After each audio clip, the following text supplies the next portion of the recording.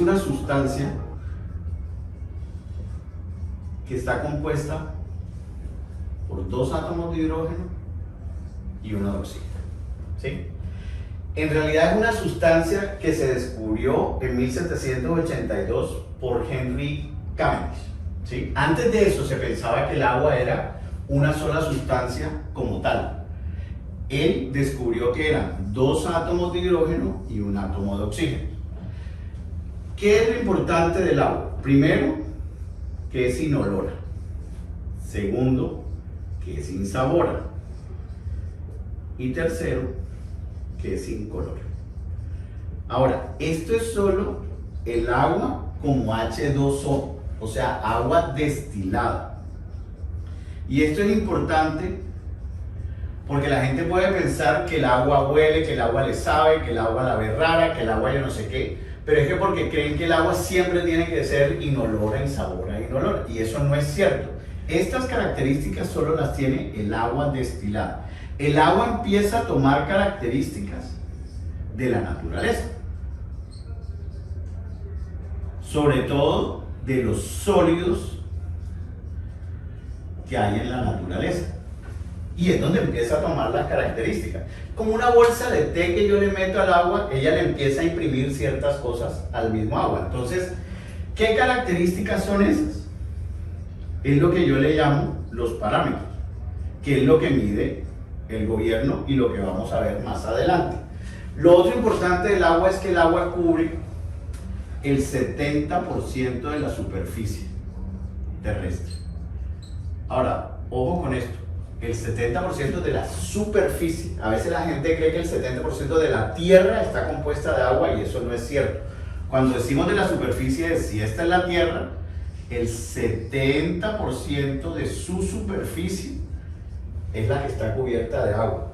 El resto es tierra. ¿Sí? Entonces, esto hace algo muy particular, que es que todos los que vivimos en la superficie de la tierra dependamos del agua.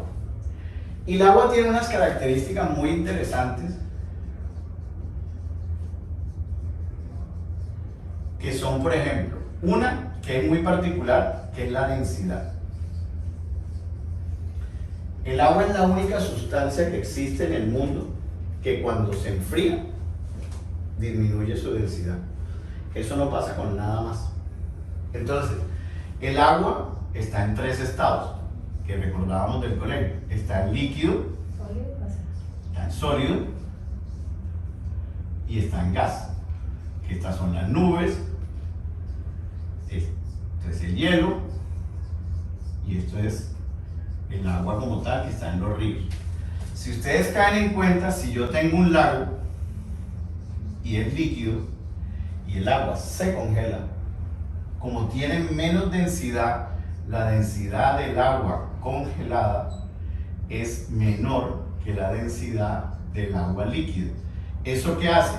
Que el agua congelada se quede arriba del lago. Eso es la única sustancia que lo hace.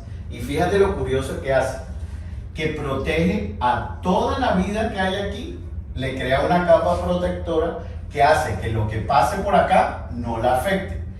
Ahora no importa tanto, pero hace millones de años, cuando habían volcanes, que aquí no había oxígeno, aquí había exceso de CO2, había exceso de gases, permitió que al hacer una capa protectora aquí se generara vida.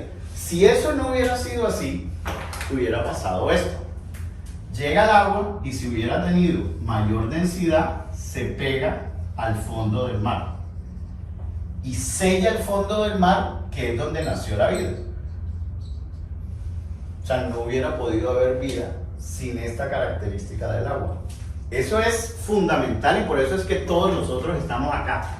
La otra, que a mí me parece muy interesante, es un asunto de capilaridad.